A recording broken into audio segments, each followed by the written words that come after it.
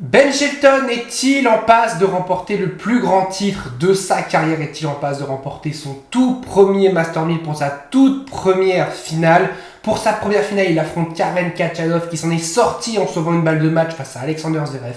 On en parle tout de suite. Salut à tous, j'espère que vous allez bien. Je suis très heureux de vous retrouver pour une toute nouvelle vidéo. Et aujourd'hui, on va parler de cette finale entre Karen Khachanov et Ben Shelton, de ces demi qui se sont déroulés dans cette nuit avec Alexander Zverev qui a encore une fois un petit peu déçu en Master 1000 et avec Taylor Fritz qui s'est fait avoir par son jeune compatriote Ben Shelton, et on se retrouve avec une finale du coup entre les deux joueurs qui sur le papier, si on regarde le classement, n'étaient pas les favoris de leur match respectif. Et Karen Khachanov, Zverev, j'ai l'impression qu'on a encore le syndrome d'Alexander Zverev. Alors même si parfois il va au filet, même s'il a fait plus de coups gagnants que Karen Khachanov, j'ai l'impression que dans les moments importants, ça continue un tout petit peu à reculer, à rester loin de sa ligne. Et face à un Karen Khachanov, c'est à lui d'aller prendre le match, c'est à lui d'aller chercher le match.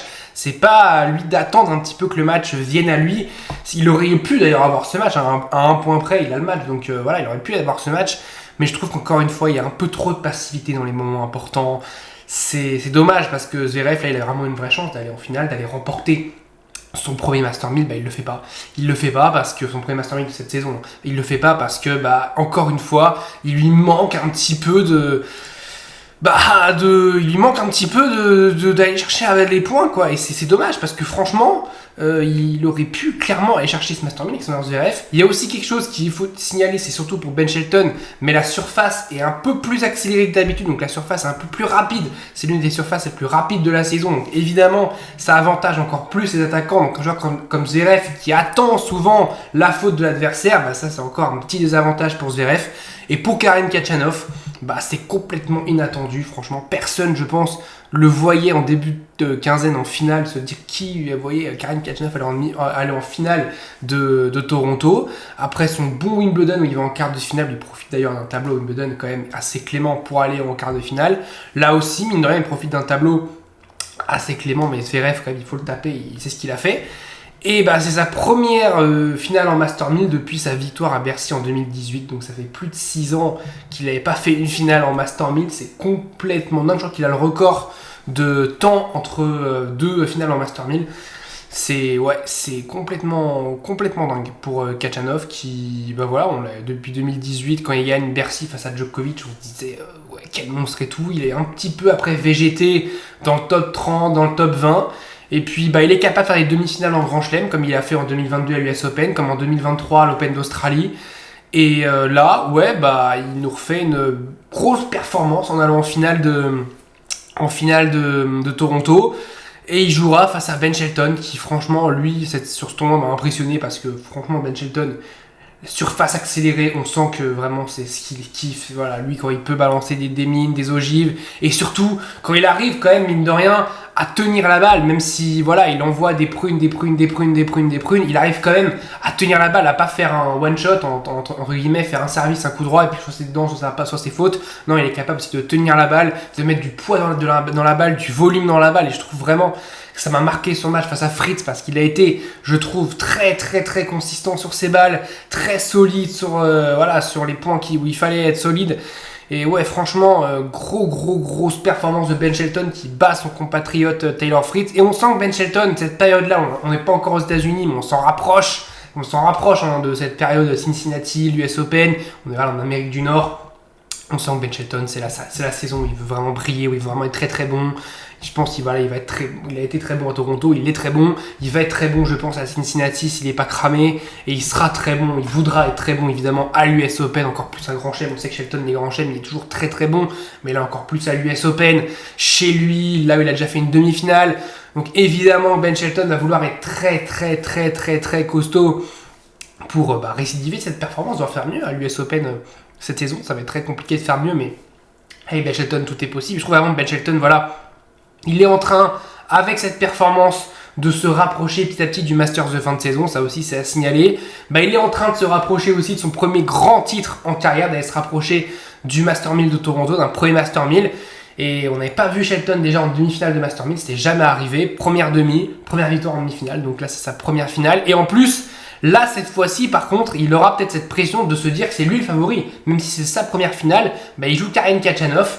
Et évidemment, bah, quand on regarde Ben Shelton en ce moment, Karen Khachanov en ce moment, bah, on est tenté de se dire que le favori, c'est évidemment Ben Shelton. Et je pense que pour moi, le favori, c'est Ben Shelton. Et je pense que dans l'œil, dans le regard des gens, le favori, c'est Ben Shelton. Donc, il va peut-être avoir un petit peu cette pression-là, qu'il n'avait pas face à Fritz, parce que face à Fritz, c'était l'outsider, c'était Fritz qui était plus le favori, c'était lui le jeune américain qui voulait déloger le numéro 1 américain, ce qu'il a réussi à faire.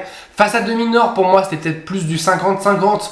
Voilà, ce qu'on peut pas dire que Shelton était favori face à Dominor, on peut pas non plus dire que Dominor était favori face à Shelton, c'était plus du 50-50. Là, pour moi, il y a quand même un petit cran de plus en termes de favoris pour Ben Shelton, parce que franchement, Khachanov, comme j'ai dit, des fois il profite d'un tableau qui est un petit peu clément. Là aussi, il s'est faufilé en demi-finale comme ça. Alors la demi-finale, il faut la gagner, mais pareil, la demi-finale, il s'est employé pour la gagner face à Zverev. Ça a été dur physiquement, ça a été dur même mentalement, parce qu'il sauve une balle de match. 2 heures, près de 3 heures de jeu, 2h53 de jeu. Donc en termes de pression, je pense que ce sera plus sur Shelton. Après, est-ce que ce joueur a de la pression? Évidemment, tous les joueurs ont de la pression, même s'ils essaient de la cacher au mieux, au maximum.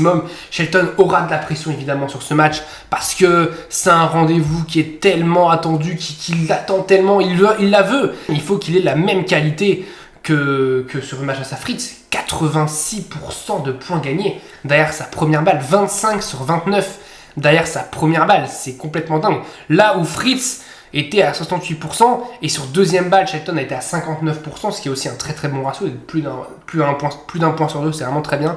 Là où Fritz a été à 39%, donc Shelton aussi a bien retourné Taylor Fritz, et on sait que le retour de Shelton, c'est aussi un petit peu parfois son défaut. Il est capable d'avoir des gros défauts en retour, et là c'est bien qu'il ait réussi à bien retourner Taylor Fritz, 21 coups gagnants. Ok, il fait 27 fautes directes, mais comme voilà, il y va, il tente, et là ça passe, parce qu'en plus la surface, comme je l'ai dit, elle a accéléré, donc évidemment bah, ces balles elles vont plus vite. Il a fait des coups droits gagnants complètement dingues. Fritz il était dégoûté, à la fin il en pète sa raquette. Taylor Fritz, il fait une double faute, et il fait comme ça avec sa raquette sur ses genoux, donc voilà, il était très énervé. Je pense que Fritz, ça l'a pas plu de perdre ce match face à Shelton, parce que voilà, c'est un duel national entre les deux, c'est un duel pour potentiellement être numéro 1 américain à la fin de saison. Ça aussi c'est quelque chose, je pense, qui compte entre les deux. Si à la race, j'ai pas regardé le classement race, mais si ça commence à se rapprocher, que Fritz sent un petit peu le souffle chaud de Shelton